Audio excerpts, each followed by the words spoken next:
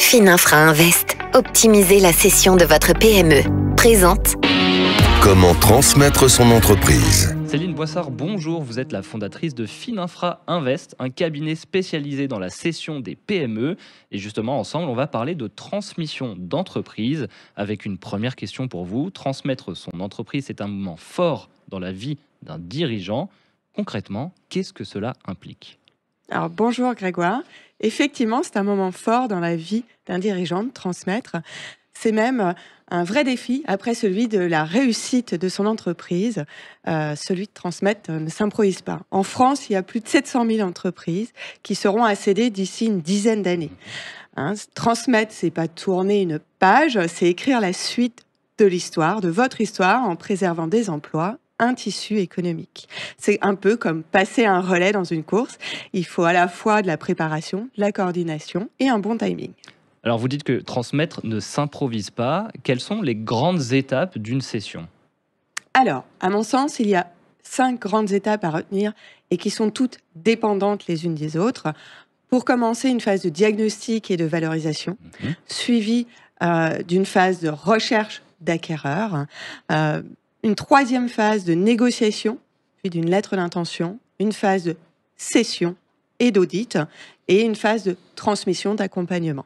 Alors commençons par la première phase, le diagnostic. En quoi est-ce que cela consiste et comment on évalue la valeur de son entreprise ?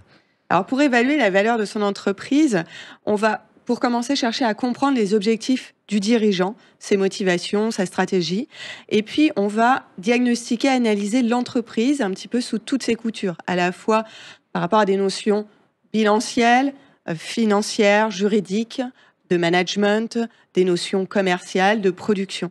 Et ça va nous permettre d'établir une valorisation réaliste qui tient également compte des tendances du secteur d'activité de l'entreprise. Et pour terminer, on rédige un info-mémorandum qui met en valeur l'entreprise. C'est un dossier de présentation qui va attirer l'attention et inspirer la confiance des potentiels acquéreurs. Donc ça y est, notre entreprise, elle est évaluée. Comment est-ce que maintenant on trouve le bon repreneur ? Alors, trouver le bon repreneur, ça ne s'improvise pas. Il faut cibler des repreneurs potentiels, qualifier ces candidats et puis sécuriser la partie confidentialité dans les échanges qu'on sera amené à avoir avec eux.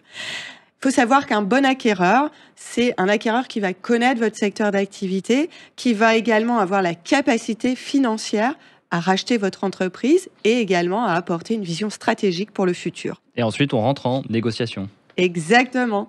Et c'est où le moment de vérité. On quitte une phase un petit peu théorique pour rentrer dans une phase plus concrète où on va entamer des discussions sur le prix, les conditions de l'opération, les conditions de la transmission, toutes les modalités pour aboutir à ce qu'on appelle une lettre d'intention, autrement dit une offre, qui est plutôt un engagement moral et qui va venir donner une feuille de route pour la suite des étapes. Alors on a signé on a diffusé notre lettre d'intention. Elle est quand la signature définitive de la session ? Alors, la signature définitive de la session intervient à l'issue d'audit d'acquisition, qui est une phase, je dirais encore une fois, de diagnostic, mais cette fois-ci qui est menée par le repreneur. Il va faire ses vérifications, c'est un petit peu comme une contre-expertise avant un achat immobilier, et donc il va également diagnostiquer, auditer la partie financière, juridique, sociale, organisationnelle de l'entreprise. Éventuellement, à ce posteriori de ces audits, on va ajuster les conditions de la vente et c'est après cela que l'on va signer ce qu'on appelle une promesse, puis un protocole de cession. Et ça y est, tout est terminé, c'est signé, tout est fini ? Alors, c'est signé, mais tout n'est pas terminé. On ne rend pas les clés tout de suite. Il y a un accompagnement post-cession qui sert à rassurer les parties prenantes, telles que vos salariés, vos clients, vos fournisseurs, qui permet également de transmettre, je dirais, les compétences clés de l'entreprise. Il faut savoir que cet accompagnement a une durée variable qui peut aller de quelques mois à plusieurs années. C'est très demandé par les acquéreurs de plus en plus, notamment lorsqu'on est sur des profils de PME. Donc il faut savoir que la durée de l'accompagnement est très dépendante aussi de la structuration de votre entreprise.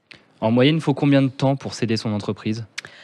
Alors, il faut savoir qu'une session, c'est plutôt un marathon et non pas un sprint. Il faut compter 12 à 18 mois pour céder son entreprise lorsqu'on accompagne des clients. Il faut savoir idéalement, il faut y réfléchir 1 à 2 ans à l'avance. Oui, quand même. Aujourd'hui, en France, il y a à peu près moins de 30% des dirigeants de PME qui anticipent leur transmission plus de 2 ans à l'avance. Voilà. Donc, plus vous anticipez, plus vous allez maîtriser votre processus de cession. Et alors Céline, vous, dernière question, quelles sont les erreurs classiques que vous rencontrez? Alors, des erreurs ou je dirais des idées reçues. Retarder la cession de son entreprise. Il est préférable de vendre lorsque votre entreprise va bien. En ce qui concerne votre prix, fixez un prix irréaliste de votre entreprise. L'entreprise vaut ce que le marché est prêt à payer.